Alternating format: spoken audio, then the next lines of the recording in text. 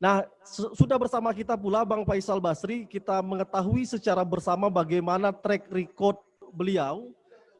beliau di Indonesia ini sebagai seorang ekonom yang juga pernah terjun di dunia politik, juga beliau seorang akademisi, seorang dosen di Universitas Indonesia. Kemudian beliau memiliki pemikiran-pemikiran yang begitu luar biasa terhadap eh, ketatanegaraan yang ada di Indonesia begitu. Kita lihat bersama di media-media, kemudian di setiap event-event, momen-momen beliau selalu memberikan pemikiran-pemikiran yang luar biasa untuk kemajuan bangsa kita ke depannya begitu. Nah, kita mengetahui dalam tema tentang Sultan Hamid II ini sejarah perjalanan bangsa Indonesia dalam periode pertama tahun 1945 sampai dengan 1950, proses kemerdekaan, kemudian transisi hingga kita mendapatkan kedaulatan penuh itu dalam mata rantai perjuangan bangsa Indonesia. Indonesia pernah mengalami masa federasi begitu di dalam Republik Indonesia Serikat. Dan kemudian setelah itu menjadi Negara Kesatuan Republik Indonesia.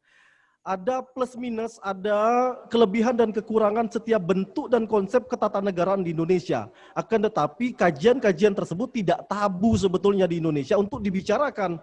Nah, maka dari itu narasi-narasi ini harus terus dibicarakan, harus terus didiskusikan hingga Indonesia mendapatkan kesejahteraan yang seutuh-utuhnya begitu.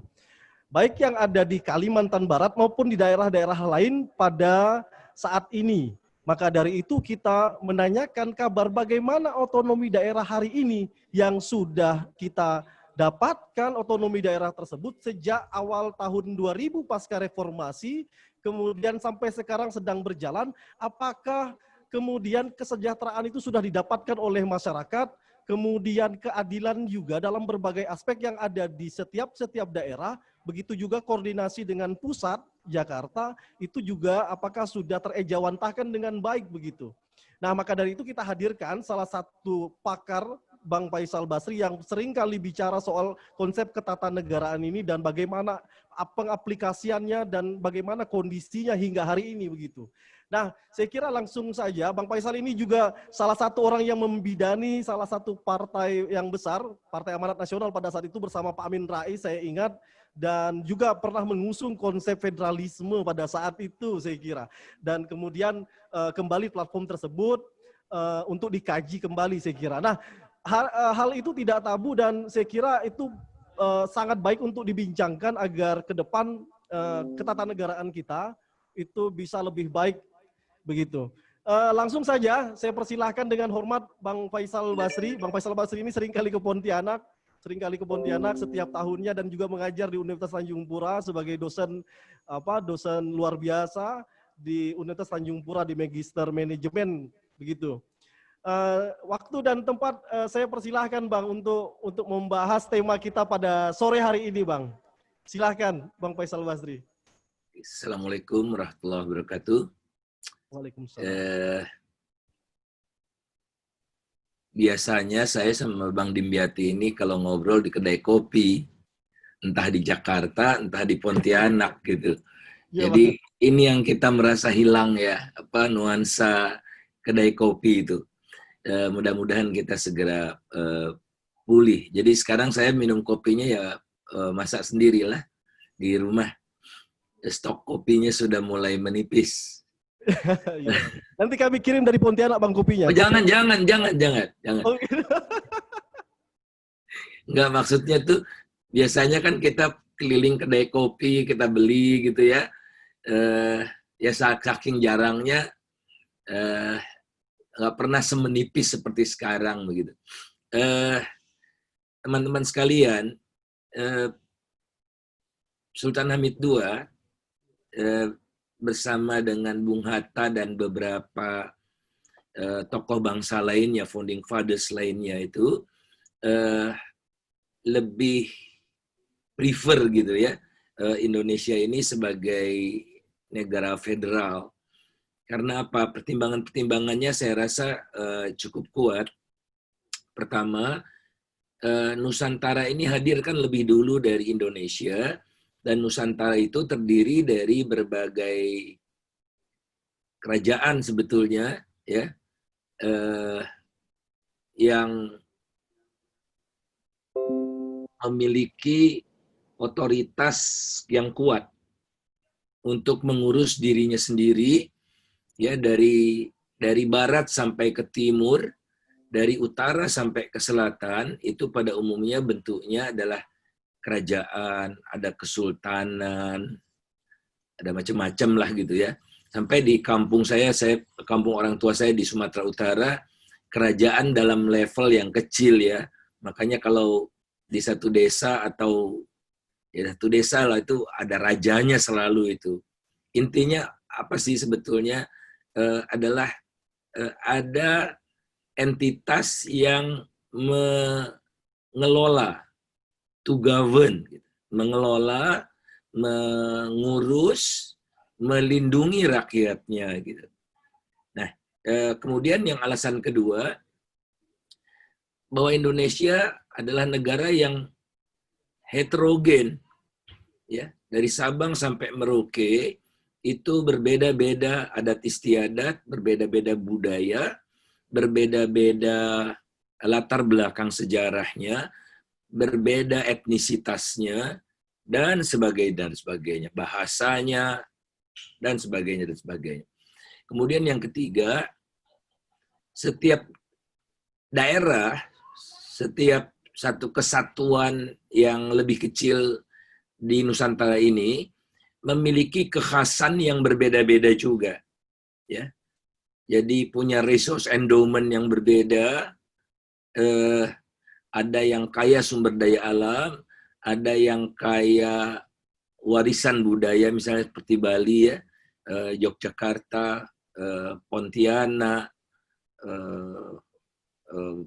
Nusa Tenggara, berbeda juga. Itu sebagai satu kekayaan Nusantara. Maksud saya, ada yang indah sekali, unity in diversity. Jadi kesatuan dalam keberagaman. Nah, mengingat pula, ditambah pula kondisi geografis Indonesia yang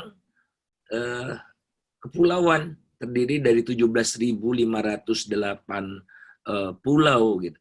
Nah, tokoh-tokoh bangsa yang saya sebutkan tadi itu menyadari sekali keberagaman itu bukan sebagai sumber perbedaan, namun sebagai kekuatan kalau dijalin ya dalam suatu kesatuan yang utuh yang namanya Republik Indonesia.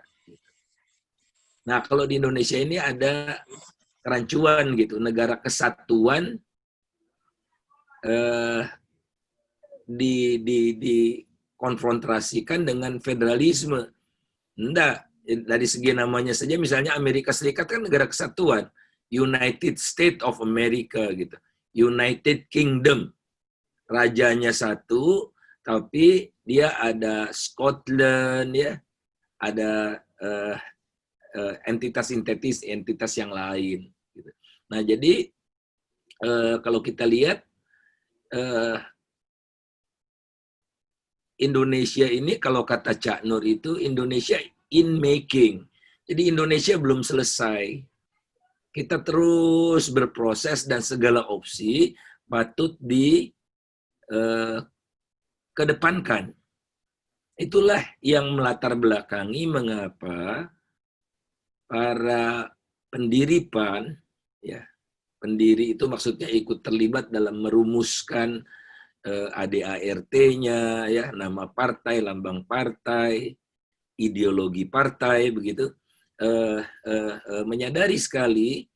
Oleh karena itu, dalam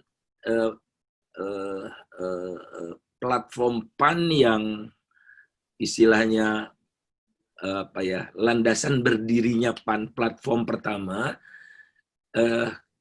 kira-kira kalimatnya seperti ini. PAN membuka wacana bagi negara federasi gitu. Jadi ayo kita buka lagi, kita perdebatkan lagi apa yang terbaik buat bangsa ini gitu. Jadi dibuka. Nah, namun ya di PAN juga kan apa ya, ada pragmatisme begitu, kata-kata itu atau kalimat itu dihapus di dalam konstitusi PAN karena dianggap sumber kelemahan PAN karena sering dijadikan apa namanya itu apa ya, dijadikan sebagai bola panas gitu oleh lawan. Oh, dia tuh PAN itu anti negara kesatuan, padahal pengertian negara kesatuan dan federalisme kan bukan didikotomikan gitu. Jadi dan disadari oleh sebagian elit PAN sebagai salah satu penyebab PAN kalah pemilu begitu. Nah, bagi saya PAN tahun pemilu 99 itu menurut saya kita menang gitu. Menang dalam artian apa? Partai baru bisa dapat 7,4% gitu. Itu modal dasar seperti Partai Demokrat juga dulu ya, dapatnya kira-kira 7%-an di awalnya. Tapi membangun diri gitu. PAN itu dulu setiap minggu ada diskusi ya, karena PAN ini kan di apa namanya ditempatkan gitu sebagai partai modern dan trendsetter. Jadi dia menjadi unggul karena mendahului diskurs-diskurs di publik itu termasuk tentang federalisme ini. Setiap minggu kita diskusikan gitu ya, macam-macam masalah. Namun itu redup sekali lagi karena PAN itu menganggap sementara elitnya jadi bahan serangan musuh ke PAN. Oleh karena itu dihapus. Nah, PAN itu sebetulnya partai yang betul-betul partai yang berbasis nasional gitu. Karena apa? Di awal pemilu itu PAN itu walaupun suaranya cuma 7,4%, perolehan kursi di DPR-nya itu lengkap, ada di seluruh provinsi. Jadi betul-betul dia partai nasional gitu. Ini kekuatan yang pertama, tapi ya itu kembali ya, dianggap 7,4% itu sesuatu kekalahan. Dan kita mengatakan di platform juga, tatkala PAN kalah dalam pemilu atau tidak bisa menjadi bagian dari pemerintahan, PAN itu akan menjadi oposisi. Jadi kita biasakan oposisi juga terhormat. Oposisi adalah masa di mana kita paling bagus untuk belajar memerintah. Nah, inilah kira-kira gambarannya. Oleh karena itu kita tidak perlu tutup, tidak boleh tutup diskurs tentang federalisme. Sebetulnya PAN sudah berhasil. Saya enak ngomong PAN ini karena saya sudah tidak bagian dari PAN ya. Jadi ya sekedar background gitu. Apa berhasil? Sebetulnya federalisme sudah hadir di Indonesia, tapi anggotanya baru 5. Baru 5. Pertama Aceh, kedua Papua, ketiga daerah istimewa Yogyakarta, ya, keempat Bali, kelima Jakarta. Itu hari ini ya Bang ya? Hari ini baru 5 gitu. Nah 5 ini cikal bakal federalisme itu adalah 5 daerah ini itu tidak tunduk, patuh, dan taat kepada aturan yang bersifat umum, perundang-undangan yang bersifat umum, setidaknya dalam beberapa hal. Jadi undang-undang tentang partai politik dan undang-undang tentang pemilu tidak berlaku di Aceh, karena Aceh bisa partai lokal, ya. Namanya bukan DPRD tapi khas Aceh gitu, ya. Ada hukum syariah ditegakkan. Ini kan berbeda sekali. Di Papua itu ada Majelis Rakyat Papua, Selain ada DPRD, ada perwakilan perempuan, adat, dan sebagainya. Di Bali juga begitu, ya libur sekolahnya berbeda gitu ya, nyepi semua tidak boleh, dan kita hormati semua. Yogyakarta tidak ada pemilihan gubernur, ya otomatis Sultan menjadi gubernur gitu kan. Jakarta juga seperti itu, pilkadanya berbeda, harus 50% plus 1, ya kan mulai cikal bakalnya. Nah kemudian kedua, penguatan semangat untuk memperkokoh daerah itu, kehadiran DPD. Jadi DPR adalah perwakilan orang. Nah kalau perwakilan orang, 60% rakyat di Jawa, maka dominan sekali Jawa mau tidak mau dalam proses politik di nasional, di tingkat nasional, dan alokasi anggaran nasional pun niscaya akan bias ke Jawa sampai sekarang. Nah, DPD, atau kita sebut senator, itu perwakilan daerah. Entah daerah besar, entah daerah kecil, banyak, sedikit penduduknya, sama. Setiap provinsi 4 wakilnya. 4 kali 34 itulah jumlah DPD. Nah, namun kembali, dominasi kekuatan nasional, kekuatan berbasis orang, elektoral itu sangat kuat. DPD berusaha untuk dikerdilkan sampai sekarang. Nah ini kan tidak sehat, dan efeknya adalah ancaman buat daerah, ancaman buat terjadinya disparitas pembangunan antar daerah. Jadi contohnya, Pak Jokowi kurang apa coba kepeduliannya kepada daerah kan? Sampai ke pelosok-pelosok dia datangi, sampai ke barisan terdepan dia kunjungi, daerah perbatasan dia percantik, ya. Menunjukkan kepedulian yang luar biasa dari Pak Jokowi itu. Semangatnya gitu. Namun apa yang terjadi, kalau saya boleh share satu aja, boleh Bang Dimyati minta izin? Belum dapat izin nih. Silakan Bang Faisal. Silakan.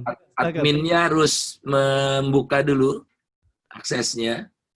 Oh ini apa? PowerPoint untuk share begitu? Screen, ya. PowerPoint begitu? Ya, satu ya. aja kok. Boleh Bang. Boleh. Silakan. Bisa Bang? Belum bisa. Udah. Oke. Ini. Jadi kurang apa coba Pak Jokowi komitmennya kepada pembangunan daerah dan memeratakan. Nggak cukup sekedar komitmen.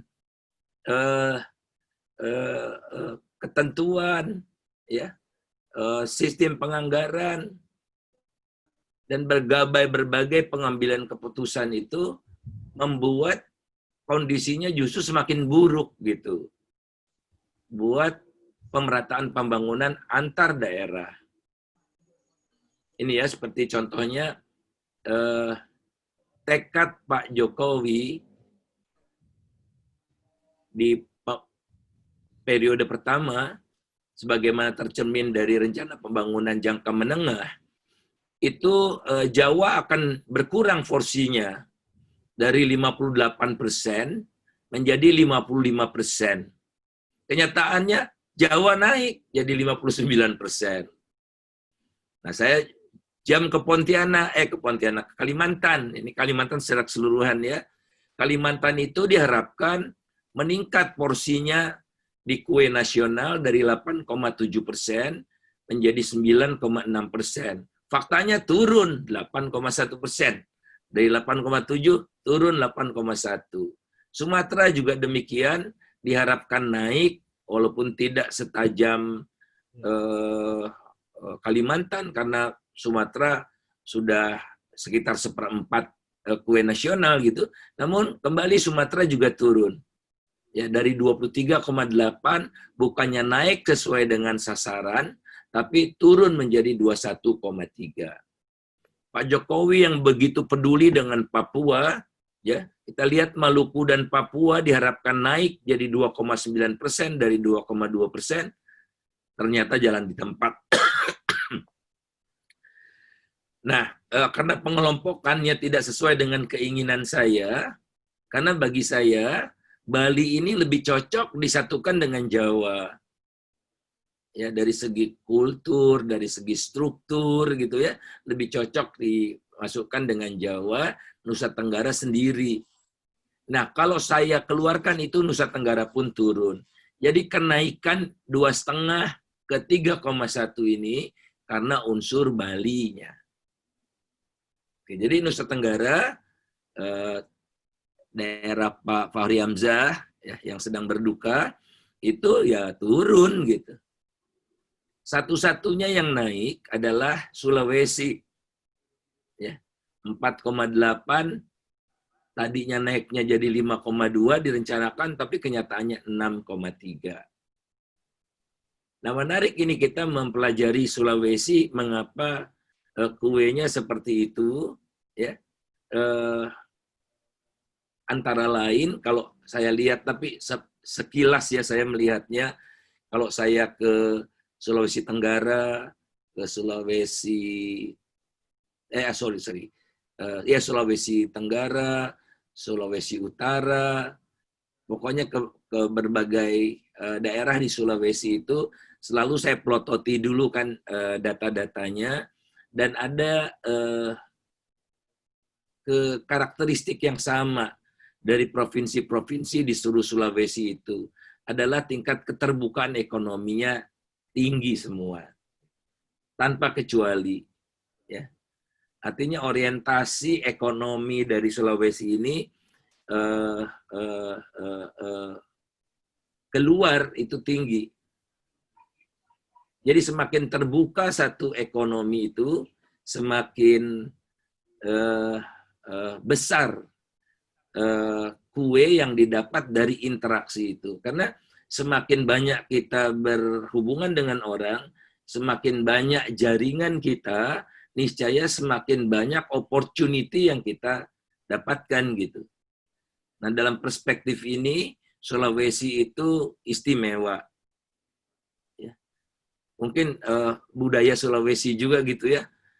Kita lihat pelaut-pelaut Bugis sampai ke Afrika, ya, Tanjung Harapan, macam-macam dengan teknologi kapalnya yang luar biasa itu, dan sistem navigasi yang juga mereka ciptakan sendiri.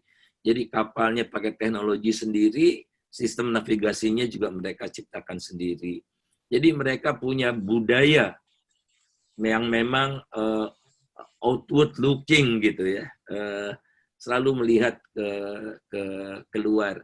Nah, ini yang kita lihat relatif kurang di Kalimantan secara keseluruhan ya, secara keseluruhan. Padahal Kalimantan itu punya perbatasan dengan Malaysia ya. Jadi perbatasan itu kan semacam geographical proximity. Jadi punya peluang yang lebih besar sebetulnya untuk berinteraksi dengan pihak luar karena mobilitasnya yang tinggi karena punya perbatasan darat gitu. Tapi kembali secara relatif Sulawesi sebagai satu entitas pulau tersendiri itu yang lebih menonjol dari Kalimantan. Nusa Tenggara tentu saja parah ya. Oleh karena itu kita lihat juga kan baiknya nih Bali disatukan dengan Jawa. Nah, ini yang menimbulkan kekhawatiran pada kita kan. Satu lagi mungkin yang mempengaruhi konfigurasi ini adalah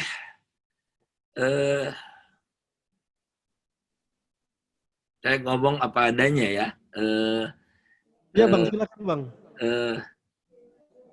Kalimantan itu tidak punya tokoh yang menonjol di level nasional. Kalau Sulawesi udah 2 kali Pak JK jadi wapres. Kan pengaruh tuh ya. Iya, benar itu. Ya. Dalam alokasi resources kan. Iya. Ya, bangun kampungnya dulu lah. Sekarang Luhut Panjaitan, diuruslah kampungnya. Pokoknya tidak pernah ketinggalan proyek Danau Tobanya misalnya. Tapi Kalimantan tidak ada. Kalimantan Iya, nggak ada Bang. betul. Karena tidak ada yang melobi. Sumatera yang terkenal lobinya adalah Sumatera Barat. Ya. Sumatera Barat itu memperoleh alokasi dana dari pusat itu lebih besar dari proporsinya gitu. Kalau Kalimantan lebih kecil dari yang seharusnya dia dapat. Nah, karena tidak ada lobby-lobby nasional itu, tidak ada juga upaya kalau berbagai daerah itu ya, DPD-nya dan DPR dari perwakilan daerah itu dipatri. Ini ada pesan gitu ya. Anda harus memperjuangkan ini, harus memperjuangkan ini, Anda harus memperjuangkan ini. Jadi DPR, anggota DPR dari Kalimantan, anggota DPD dari Kalimantan juga tidak ada suaranya gitu. Untuk memperjuangkan misalnya Kalimantan kan produsen sawit dan batu bara ya. Sekali lagi ini mohon maaf, bukan Kalimantan Barat saja, tapi Kalimantan secara keseluruhan kan dominasinya sawit, batu bara, karet ya. Sawit, batu bara, karet, selain migas. Tapi migas kan cuma di Kalimantan Timur. Kalimantan Timur. Nah, kita lihat. Tidak ada suara penentangan. Rakyat Kalimantan nanam sawit. Ya. Kemudian dikenakan pajak ekspor dan bea sawit. Ya, yang sepenuhnya diambil dari pusat. Nah, bea sawit ini $50 per ton itu masuk ke dana sawit. Sekarang di era COVID ini ditambah $5. $55 per ton sawit yang keluar dari Kalimantan itu diekspor oleh Kalimantan itu masuk $55 ke dana sawit ini tersendiri dia. Nah, dana sawit ini 95% dimanfaatkan oleh, saya secara terbuka mengatakan, Martua Sitorus dan kawan-kawan yang menghasilkan biofuel. Dana sawitnya habis, sekarang pakai dana APBN 2,7 triliun. Dana sawit itu sebetulnya hak petani sawit juga untuk replanting, tapi cuma 3% untuk replanting. Tapi tidak ada yang protes, masyarakat Kalimantan. Masyarakat Sumatera juga tidak ada yang protes. Sementara mengapa Kalimantan Timur tidak protes? Karena dia dapat bagi hasil dari migas sudah banyak. Yeah. Nah, bedanya apa? Migas itu di perut bumi, minyak sawit itu di atas permukaan bumi. Bedanya cuma itu, tapi perlakuannya berbeda. Jadi apa yang didapat oleh Kalimantan Barat dalam konteks otonomi daerah dan keuangan pusat daerah? Tidak ada. Tidak ada. Ya, jadi mengandalkan pada transfer daerah dalam bentuk DAU ya, DAK, dan bagi hasil. Nah, bagi hasilnya tidak ada Kalimantan Barat ini.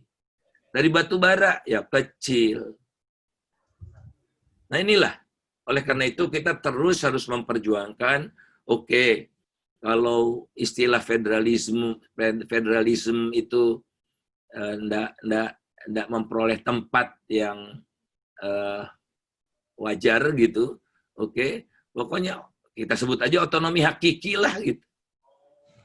Otonomi hakiki. Ya, Nah, saya ingin cepat berhenti untuk kita bisa diskusi. Saya ingin tutup dengan COVID ini. COVID menjadi pelajaran berat buat kita betapa sebetulnya ujung tombak yang melawan COVID itu adalah daerah. Daerah yang tunggang langgang. Pemerintah pusat ini tidak bisa apa-apa. Pasukannya ada di daerah, yang menghadapi sehari-hari adalah dokter daerah, pemerintah daerah, dan sebagainya, dan sebagainya itu. Nah, sementara selama ini kita kikir sekali terhadap kesehatan ini. Sehingga terjadilah disparitas jumlah dokter, perawat, tempat tidur di rumah sakit, tempat tidur di ICU itu jomplang sekali. Yang terbaik lagi-lagi cuma Jakarta sendiri ya, jauh ya. Kemudian daerah istimewa Yogyakarta dan Bali. Nah, ini gravitasi dari ekonomi dan politik nasional. Sehingga apa? Bukan hanya tadi kuenya yang makin timpang ya antar pulau itu, namun juga fasilitas kesehatan, ya. Kemudian Human Capital Development Index, pokoknya lahir batin. Lahir batin. Nah, kembali ke COVID, akibat COVID, pendapatan daerah merosot tajam karena provinsi itu kan andalannya adalah pajak kendaraan bermotor. Tidak ada tambahan dari kendaraan bermotor. Bulan Mei saja penjualan mobil itu cuma 3.200, turun 95% begitu. Jadi hancur daerah itu penerimaannya. Kalau kabupaten kota sumber pendapatannya dari hotel restoran hancur juga. Dua sumber pendapatan ini sangat sensitif akibat COVID ini. Termasuk yang 3 besar yang paling anjlok gitu.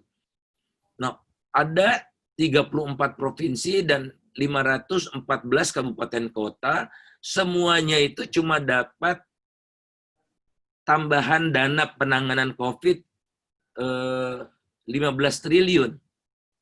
15 triliun. Ya. Kan luar biasa jomplangnya begitu. Jadi disuruh berjibaku sendiri. Namun, tatkala daerah ingin memprotek dirinya dari virus ini dengan melakukan lockdown, harus izin dari pusat. Tahu apa pusat? Saya ingat Gorontalo itu ditolak. Ingin menerapkan PSBB ditolak. Karena keputusan ada di Menteri Kesehatan. Memang siapa Menteri Kesehatan ini dalam konteks kenegaraan? Ya. Dia bukan siapa-siapa. Dan kesehatan itu diotdakan. Ya. Termasuk bagian yang diserahkan kewenangannya kepada daerah. Ya. Awalnya ya, tadinya kan hanya 5 yang seluruh kewenangan pada dasarnya kan diberikan kepada daerah kecuali 5. Jadi sama dengan prinsip syariah gitu ya. Ya. Semua boleh kecuali yang dilarang gitu. Nah, yang dilarang itu sedikit, makan daging babi, daging anjing gitu-gitu kan. Tapi semua pada dasarnya halal gitu. Nah, inilah harusnya oleh karena itu kita mulai mempergencar diskurs tentang penguatan daerah ini yang kita sebut, katakanlah nanti kita cari terminologinya otonomi hakiki. Nah, itulah pandangan jauh ke depan dari Bung Hatta dan Sultan Hamid tentang Indonesia itu. Ya. Niscaya tidak bisa Indonesia itu dari Sabang sampai Merauke diperlakukan sebagai satu entitas yang homogen dan satu kebijakan tunggal untuk semua, tidak bisa. Saya sudahi dulu sampai di sini, Bang Dimyati. Terima kasih. Iya, iya. Ya Bang Faisal, ada satu hal lagi saya kira bisa dijawab dengan singkat. Tadi banyak sekali pembahasan ini daging semua ini yang dijelaskan sama Bang Faisal Basri dan sangat begitu berharga terutama untuk milenial saya kira yang mempelajari ketatanegaraan dan kondisi kenegaraan kita pada hari ini terutama tentang otonomi daerah mulai dari sejarahnya. Begitu banyak persoalan tadi yang disampaikan oleh Bang Faisal Basri seperti sasaran pemerataan pembangunan wilayah berdasarkan RPJM tadi 2015 sampai dengan 2019, kemudian soal apa keistimewaan 5 tadi karena konsekuensi dari unitary state itu adalah regulasi yang uniform pula, kemudian akhirnya menjadi inkonsisten karena adanya adanya 5 wilayah yang istimewa begitu. Kemudian semacam ada privilege begitu dan artinya dapat ditafsirkan pula bahwa sisa daripada yang 5 tadi ketidakistimewaan begitu. Nah, Kalbar hari ini kalau dilihat Bang itu IPM-nya, indeks pembangunan manusianya itu kelima terendah se-Indonesia. Jadi sudah mendekati Papua begitu. Walaupun tadi infrastruktur juga Pak Jokowi sudah berusaha untuk melakukan pemerataan sampai ke tingkat sampai ke terdepan di perbatasan, kan tetapi belum tersentuh pada wilayah-wilayah yang lebih rinci begitu. Nah, kemudian bagaimana dengan wacana pemindahan ibu kota? Apakah juga akan berdampak pada perubahan regulasi-regulasi yang ada? Kemudian terkait dengan keistimewaan yang lain, Kalimantan Barat pernah memiliki histori sejarah daerah istimewa Kalimantan Barat tahun 47 yang kami terus bincangkan, terus kami diskusikan kepada publik di setiap seminar-seminar sampai dengan 1950 pada masa RIS. Apakah itu juga sebagai konsekuensi Kalimantan Barat hari ini juga bisa meminta keistimewaan juga kalau misalkan daerah istimewa itu atau keistimewaan itu ada di 5 wilayah tadi begitu. Apakah harus semua wilayah meminta keistimewaan juga agar dapat pembagian kuenya itu adil begitu? Kira-kira itu bisa ditanggapi Bang Faisal. Iya, ini kembali ke hakikat penciptaan Tuhan ya. Saya enggak hafal bahasa Arabnya, tapi kira-kira begini. Diciptakan manusia itu berbeda-beda bangsa, suku, agama, dan sebagainya. Jadi pada galibnya, penciptaan Tuhan itu, segala sesuatu yang diciptakan Tuhan itu unik. Kalimantan unik dengan Jawa, unik dengan Sumatera. Sebagaimana juga uniknya manusia itu. Keahliannya berbeda-beda. Sesungguhnya Tuhan adalah yang maha adil. Jadi, sekalipun orang ada kekurangannya secara fisik, tapi Tuhan berikan kelebihannya secara insting misalnya ya, gitu-gitu ya. Nah, oleh karena itulah, Indonesia ini hadir karena keberagamannya itu. Keberagamannya itu, betul. Dan unity in diversity. Jadi kita tidak oleh karena itu kan tidak ada yang namanya kebudayaan nasional, kan tidak ada. Dalam artian kebudayaan itu kebudayaan nasional merupakan sigma dari kebudayaan-kebudayaan lokal, bukan. Tidak bisa ditambah-tambahkan gitu.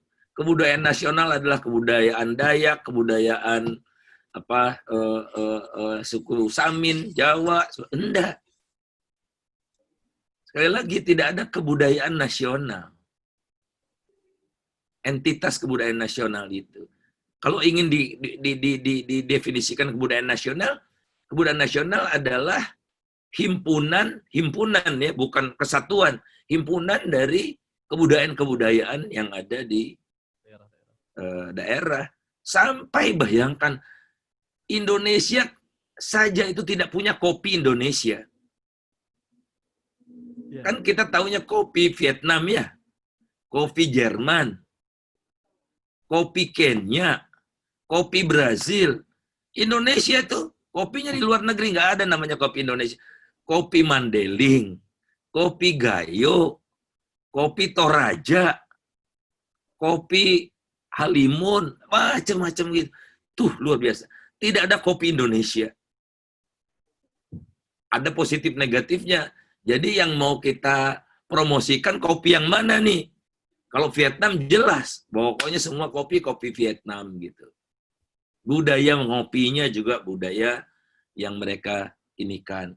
Nah, dari sanalah muncul bahwa Indonesia ini akan jauh lebih sejahtera jika dan hanya jika pengelolaan daerah itu diserahkan kepada daerah sepenuhnya, kecuali ya yang tidak bisa diserahkan, karena prinsipnya adalah daerahlah yang paling tahu.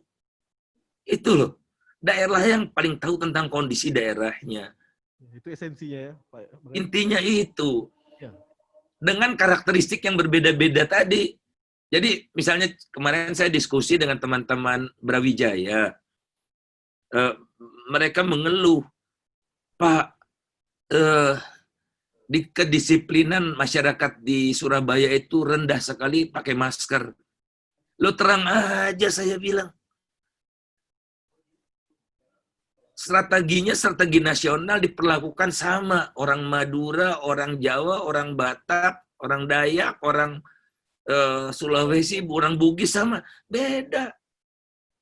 Setiap daerah harus dipenetrasi dengan kebijakan yang dilandasi oleh pemahaman kita akan kondisi sosial budaya daerah itu.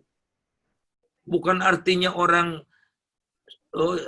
Jawa Timur itu susah diatur, enggak.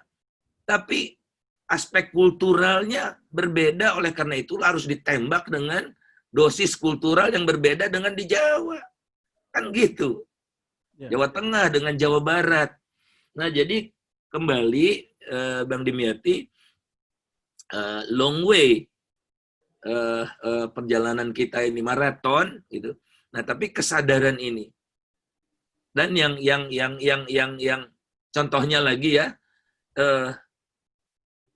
ada keberhasilan di dunia ini melawan stunting, kontet itu. Kan balita kita itu 1 di antara 3 balita itu kontet. Jadi tinggi badannya itu di bawah normal. Nah, keberhasilan melawan kontet di dunia ini, tatkala Presiden Bank Dunianya adalah Pak Kim. Yang sebelum yang sekarang itu. Ya, dia kelahiran Korea tapi warga negara Amerika Serikat. Nah, Pak Kim ini dokter dia, tapi ambil doktornya, PhD-nya itu medical anthropology. Jadi belajar antropologi. Jadi menangani stunting lewat dana Bank Dunia itu efektif karena setiap negara diperlakukan berbeda-beda. Kemudian kredit usaha kecil menengah ya dulu BRI itu digulirkan dengan pendekatan antropologi, karena yang melakukan kajiannya bagaimana penetrasi kredit sampai rakyat kecil dilakukan oleh ibunya Obama yang seorang antropolog. Nah, kalau kita Bappenas kasih obat, sayang semua dikasih Panadol gitu. Kira-kira itu yang mendorong kita semakin yakin betapa penguatan otonomi daerah ini harus kita terus lakukan. Semangat itu. Jadi apa yang kita lakukan adalah meningkatkan kompetensi daerah terus-menerus supaya dia mampu mengelola daerahnya sendiri. Kan kalau kata pemerintah kan daerah belum mampu. Loh, selama ini kita berusaha.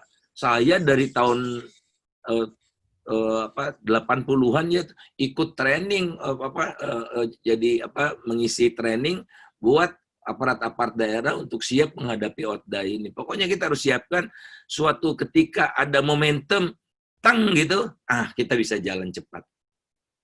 Oke. Ya, Bang. Oke, terima kasih Bang Faisal. Kita dapat beberapa SKS saya kira dari pembelajaran yang sudah disampaikan oleh Bang Faisal Basri.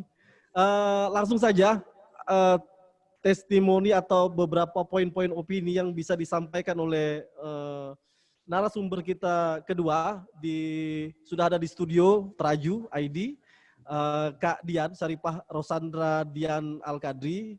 Beliau pengamat arsitektur dan perkotaan di Pontianak, Kalimantan Barat ini. S1, S2 di UGM ya, Kak Dian ya. Ya, langsung saja Kak Dian, bagaimana kondisi otonomi daerah kita hari ini dan bagaimana kondisi Pontianak dan Kalbar menurut sudut pandang Kak Dian? Seperti yang tadi Bang Faisal Basri jelaskan, kita memang kehilangan suatu tokoh yang untuk berperan di pusat. Karena tanpa tokoh itu kita tidak bisa melakukan lobby-lobby di tingkat nasional untuk membicarakan masalah di daerah, permasalahan baik itu permasalahan yang berhubungan dengan masyarakatnya maupun permasalahan alam dan permasalahan pembangunan infrastruktur di Kalimantan Barat. Seingat saya, baru setelah Presiden Bapak Susilo Bambang Yudhoyono yang memberikan kesempatan kepada Kalimantan, putra Kalimantan, yaitu dari Kalimantan Selatan untuk menjadi menteri. Ya. Setelah itu sepertinya sebelumnya dan sesudahnya tidak ada lagi. Padahal sebenarnya Kalimantan itu aja dalam satu provinsi aja kita punya karakter berbeda, sub-sub kelompok suku yang berbeda. Apalagi kalau kita menggabungkannya secara luas, Kalimantan itu susah sekali. Sebenarnya tidak mewakili kalau hanya satu menteri dari Kalimantan Selatan, itu tidak mewakili, tidak menyuarakan kondisi di daerah. Nah, kalau kita ingin melihat lagi pada masa Orde Baru, kita lihat pembangunan itu kan seperti seragamisasi. Semua diperlakukan sama. Sebagai contoh, saya melihat begini, ketika melakukan pembangunan infrastruktur dan membangun kota-kota maupun perkampungan-perkampungan urban, itu kita lihat disamaratakan kondisi karakternya. Misalnya kota air di Kalimantan Barat atau di Kalimantan dan mungkin sebagian di Sumatera itu kan lebih berciri khas kota atau perkampungan urban yang berhubungan dengan air, baik air dalam pengertian sungai maupun air dalam pengertian laut. Itu kita disamakan, digeneralisasikan dengan konsep kota dan arsitektur urban yang berhubungan dengan karakter darat. Itu akan menghancurkan, bukan hanya menghancurkan secara fisik kota itu atau kampung itu, urban itu, tapi juga menghancurkan sosial budaya masyarakat. Yang tadinya masyarakat berkiblat kepada air, tiba-tiba harus diputar menjadi berkiblat kepada kota darat. Itu berbahaya. Dia akan kehilangan ciri khas dia, karakter dia akan kehilangan secara psikologi, akan mengalami pergeseran dan dia harus dipaksakan untuk hal seperti itu, dan secara sosial ekonomi juga itu akan mempengaruhi karena sebagai kota pesisir tentu dia menghasilkan, memanfaatkan sumber-sumber daya alamnya yang ada, yaitu sebagai karakter yang berbau-bau pesisir maritim kan. Begitu juga dengan kota-kota air. Bagaimana masyarakat setempat menghidupkan sungai mereka sebagai orientasi. Mereka berkiblat kepada sungai mereka, bangunan-bangunan menghadap ke sungai, jalan-jalan mereka hanya jalan gertak ya, atau jalan setapak, jalan darat yang kecil, tapi merupakan jalan sungai dan kanal atau parit.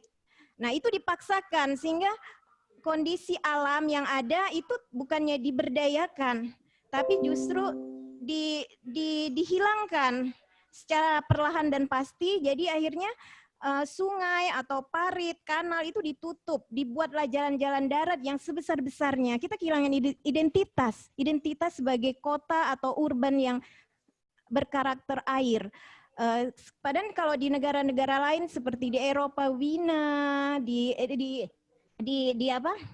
Eropa itu air itu menjadi karakter mereka, sumber objek wisata mereka dihidupkan dan masyarakat tidak kehilangan identitasnya. Itu sangat menyakitkan saya rasa ya. Kita dipaksa untuk sama. Begitu juga ketika zamannya sebenarnya Pak SBY sudah bagus, dia berusaha untuk memberikan ruang-ruang kepada daerah. Misalnya dengan memperhatikan rumah-rumah tidak layak huni bagi masyarakat. Itu kan ada program pemerintah perumahan rakyat. Cuman sayang sekali dengan konsep sentralisasi, lagi-lagi yang menghadapi kesulitan itu daerah.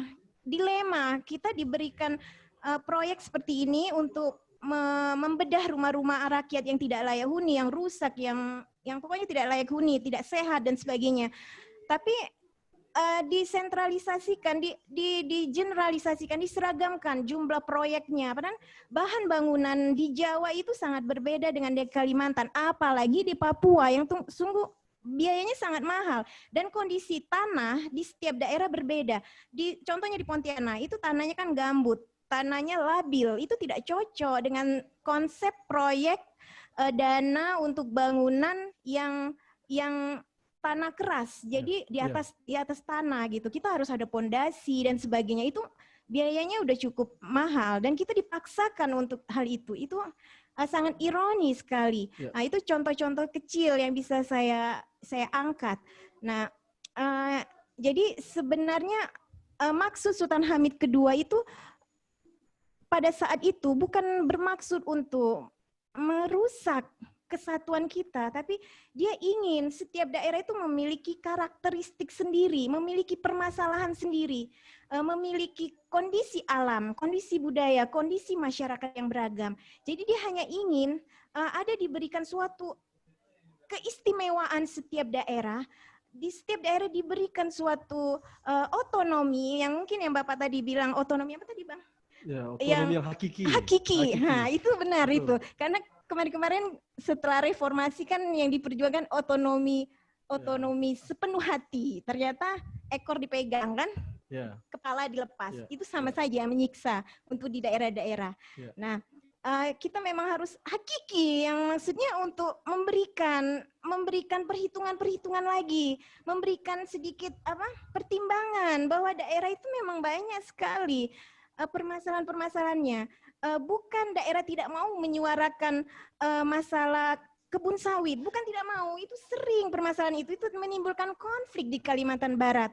Itu konflik selalu terjadi permasalahan hutan dari dulu sampai sekarang. Bukan kita tidak menyuarakan, kita sudah menyuarakannya, tapi lagi-lagi gaung di daerah itu hanya kita yang merasakan, kita yang mendengar, kembali gaungnya kepada telinga kita, dan gaung pengharapan hanya sebuah harapan. Begitu itu sampai saja. di Jakarta cepat sekali diredam. Kita memang perlu, kalau perlu pemimpin berikutnya, berilah daerah itu menteri-menteri yang berdasarkan dari daerah-daerah semua provinsi. Itu mungkin jalan keluar yang lebih baik. Dengan adanya COVID itu memang betul. Daerah berjuang keras untuk membuat rakyatnya tidak sakit. Kita lihat dari gubernur kita Kalimantan Barat itu sangat kita apresiasi perjuangannya. Bagaimana dia berjuang untuk daerah kita agar walaupun mungkin pusat belum bisa terjun langsung membantu, tapi komitmen pemerintah daerah itu sudah mencontohkan otonomi yang hakiki dari Bapak Gubernur kita. Terima kasih. Oke, terima kasih. Jadi saya kira tadi ada dua sudut pandang dalam sudut pandang ekonomi yang sudah disampaikan oleh Bang Faisal Basri tadi soal bagaimana perimbangan keuangan pusat dan daerah, bagaimana ketimpangan faktanya di daerah dan di pusat atau di daerah-daerah lain, kemudian pembagian keuangan itu sendiri di setiap daerah-daerah yang tidak merata begitu. Kemudian itu juga dalam aspek atau sudut pandang yang disampaikan oleh Kak Dian Al-Qadri tadi ini soal penerapan atau pengaplikasian regulasi yang seragam, terkait dengan perkotaan dan arsitektur di setiap daerah, salah satunya di Pontianak tadi sebagai kota air begitu. Untuk jangan dipaksakan sebagai kota daratan, digeneralisasikan, gitu ya. diseragamisasikan, jangan digeneralisasikan atau jangan diseragamkan begitu. Harus dilihat dari aspek-aspek tertentu ada begitu kota, ya. Kota pegunungan, ada kota air dan sebagainya. Ya. Saya kira cukup talkshow kita. Kami mohon maaf tidak ada tanya jawab karena masih banyak sekali agenda kita sampai malam, dari tadi pukul 9 pagi hingga 9 malam atau jam 10 malam nanti.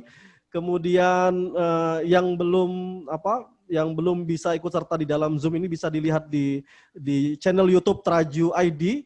Kemudian saya sampaikan terima kasih banyak atas kesempatan waktu yang sudah diluangkan oleh Bang Faisal Basri. Terima kasih banyak Bang Faisal. Sama-sama.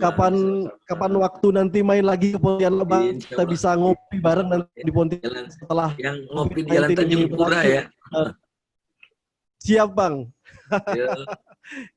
Kita ngopi lagi di Gajah Mada di Tanjung Pura juga. Pisang goreng selai.